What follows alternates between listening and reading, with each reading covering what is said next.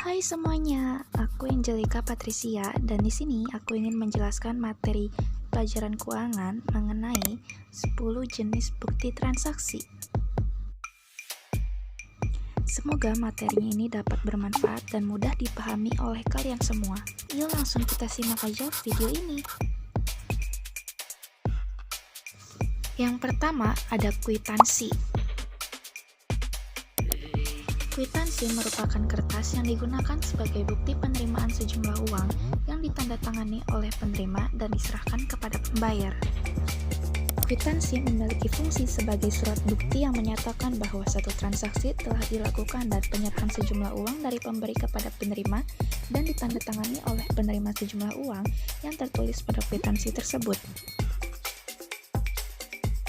Kwitansi harus dibubuhi materai pada jumlah tertentu sesuai dengan peraturan yang berlaku, dan lembar asli kwitansi diserahkan kepada pihak yang membayar, sedangkan bagian potongannya disimpan pihak penerima. Kedua yaitu nota kontan. Nota kontan adalah bukti transaksi pembayaran secara tunai yang dikeluarkan oleh pihak pemilik usaha terhadap pelanggannya.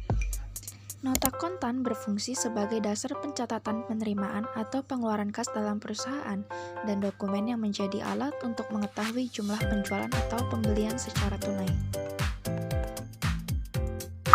Nota kontan dibuat sebanyak 2 lembar. Lembar pertama diserahkan kepada pembeli dan lembar kedua disimpan oleh penjual untuk menjadi bukti transaksi perusahaan. Yang ketiga, nota kredit. Nota kredit adalah bukti penerimaan transaksi untuk barang yang telah dijual secara kredit.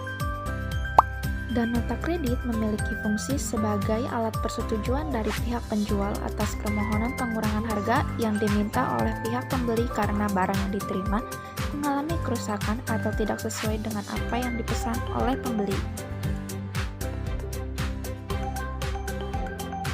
Keempat, nota debit. Nota debit adalah bukti terjadinya pengurangan piutang usaha karena pengembalian barang yang sudah dibeli. Nota debit dibuat oleh pihak pembeli. Nota debit berfungsi sebagai bukti pembeli telah melakukan transaksi atas pengembalian barang yang dibeli oleh pembeli dari supplier karena alasan tertentu. Dan selanjutnya, faktur tagihan. Faktur tagihan adalah suatu dokumen yang merinci transaksi antara pembeli dan penjual, baik transaksi pembelian secara tunai maupun kredit.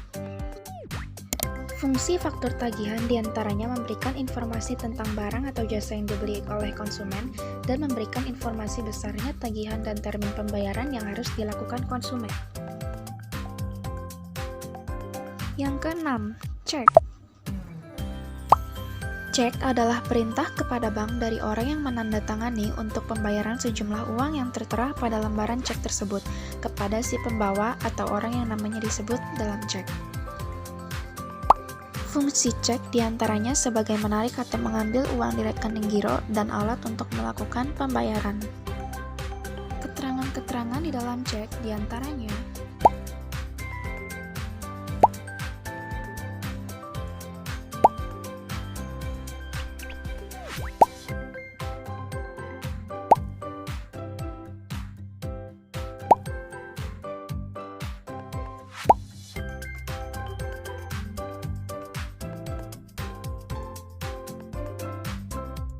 ketujuh, rekening koran.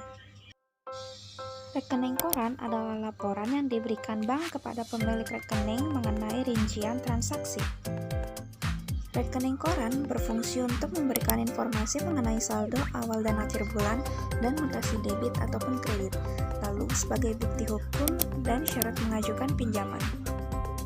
Sekarang nasabah bisa mengakses transaksi keuangan dengan sistem online, yaitu dengan melalui internet banking dan mobile banking. Lalu ada dilihat giro. Dilihat giro merupakan salah satu metode pencairan uang dan alat pembayaran yang berlaku pada rekening giro. Dilihat giro berfungsi sebagai surat perintah dari nasabah kepada bank untuk memindahkan dananya kepada orang yang ditunjuk dan mempunyai rekening yang jelas pada bank tertentu. Syarat-syarat yang harus terdapat pada bilet giro adalah tertera nama bilet giro dan nomor unik pada bilet giro yang digunakan, terdapat nama bank atau pihak tertarik, terdapat perintah yang jelas untuk memindah bukuan dana atau uang dari rekening penarik, terdapat nama dan rincian nomor rekening pemegang bilet giro, terdapat bank tujuan, terdapat nominal atau jumlah dana yang dipindah bukukan, adanya tanggal dan tempat penarikan, dan terdapat stempel dan tanda tangan sesuai dengan kesepakatan dan persyaratan pembukuan rekening. 9. Bukti setoran. Bukti setoran bank adalah suatu bukti transaksi setiap nasabah saat melakukan setoran bank. Nasabah harus mengisi slip setoran yang sudah disediakan oleh bank terlebih dahulu. Bukti setoran bank berfungsi sebagai dokumen sumber untuk pencatatan transaksi penerimaan kas atau penjualan tunai ke dalam jurnal penerimaan kas.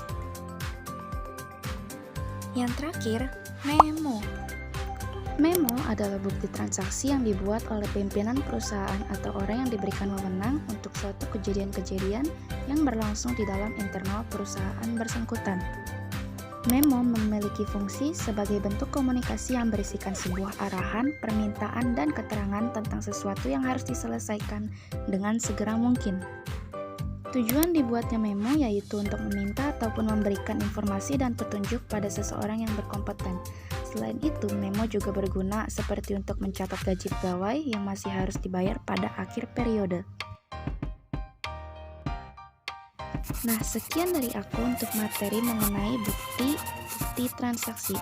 Semoga videonya nyaman untuk ditonton dan dapat dipahami. Terima kasih telah menonton.